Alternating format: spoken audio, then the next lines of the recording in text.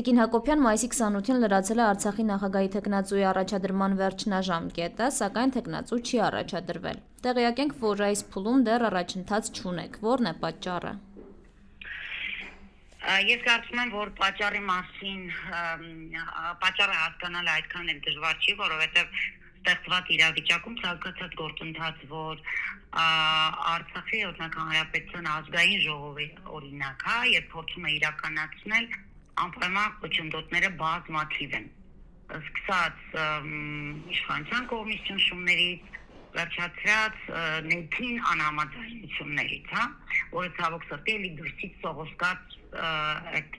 խառնաշփոթի արդյունքն է։ Եվ մենք կարողացանք այս փուլում Արցախի հանրապետության ազգային ժողովի նախագահ ընտրել, որը էլի բավականին դժվարությամբ ամիսներ շարունակ տևած գործընթաց էր, որի ի վերջո կարողացանք հաջողել։ Դրանից հետո ցավոք սրտի նախ այդ ընթացակարգի այդ ժամկետներում որևէ թեկնածու չհաջողվեց առաջադրել։ Ըստ էության մենք թեկնածուների առաջադրում չունեցանք, ինչը իհարկե բովանդակային բավականին լուրջ խնդիրներ է առաջացնում, բայց ինքը փաստորեն տեխնիկական խնդիր էր, որը ստացվեց լուծել այս փուլում։ Ճիշտ ասած, հենց դրան էի ուզում անդրադառնալ, իսկ ի՞նչն է պատճառը, որ որևէ խմբակցություն դեռ թեկնածու չի առաջադրել։ Գիտեք, ես առավել անկեղծ լինելով ասեմ, որ երևի այդ հարցը ըստ էության բարոյականության, այսպես նորմերի մեջ կլիներ, եթե մենք առաջադրեինք ավելի մեծ խմբակցությունների, որտեղ ըստ էության մեր խմբակցությունը կոնկրետ ամենափոքրն էր եւ ես չեմ կարծում, որ դա լուրջ կդիտարկվեր կամ զուտ քաղաքական բարոյականության տեսանկյունից ճիշտ կընկալվեր, եթե օրինակ մեր խմբակցությունը առաջադրեր։ Ցավոք սրտի ամենամեծ խմբակցությունից չեղավ առաջադրում, երկրորդ խմբակցությունից եւս չեղավ առաջադրում եւ կարծես թե մի տեսակ հետ քաշված են իրենց բան։ Հասկանալի է, որ այս պարագայում մեր առաջադրումը որևէ մեր խմբակցությունը, ես միայն կարող եմ մերի անունից խոսել այս պարագայում, որևէ կերպ լուրջ չէր ընկալվելու, որևէ արդյունք չէր տալու։ Իսկ անլուրջ գործընթացների մեջ մտնելու որևէ նպատակ այդ առումով մենք չունեինք։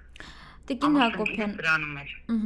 իսկ գուցե Արցախի քաղաքական դասի վրա Հայաստանի Հանրապետության իշխանություններից ճնշումներ են գործադրվում։ Գիտեք, ճնշումները գործադրվում են ոչ նոր։ Ճնշումները գործադրվել են միշտ, իհարկե բռնի տեղանումից հետո դրանք ավելի ագրեսիվ բնույթ են կրում եւ շատ էլի այդպես ագրեսիվ ճնշումներ կային ամբողջ ժամանակահատվածում, երբ մենք փորձում էինք ազգային ժողովի նախագահ ընտրել, բայց մենք կարողացանք, չէ՞, այսինքն եթե կա քաղաքական կամքը, եթե կա այսպես կոնսենսուսային մտածողությունը, նպատակը, ապա անպայման հաջողելու ենք։ Այնպես որ նաև մենք վերջին օրերին ականատես եղանք Հայաստանի Հանրապետության ազգային ժողովի նախագահի էլի ոչ կոռեկտ խոսքը, ոչ կոռեկտ պահվածքը այդ առումով, իհարկե իր մեջ այսպես քողարկված էին այդ ագրեսիվության ու բռնության կոչերը, բայց ըստ էության ինքը կար։ Դե բնականաբար նրանք իրականում շատ ավելի ուժեղ, ավելի մեծ են, բայց ես չեմ կարծում, որ դա պիտի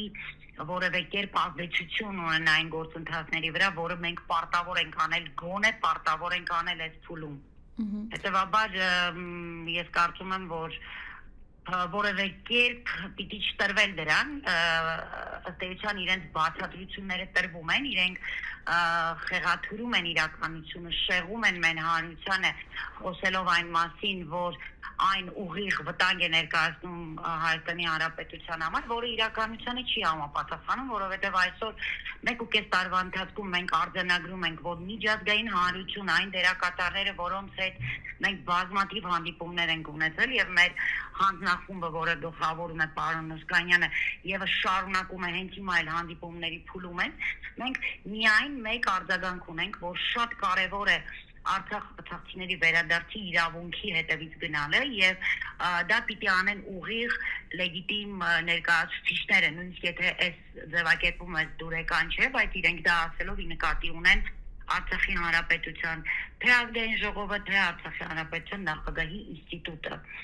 այնպես որ այս առումով որևէ արդարացում պիտի որ չլինի եւ այդ արդարացումը չպիտի լինի, որ Հայաստանի իշխանությունները ճնշում են, հա,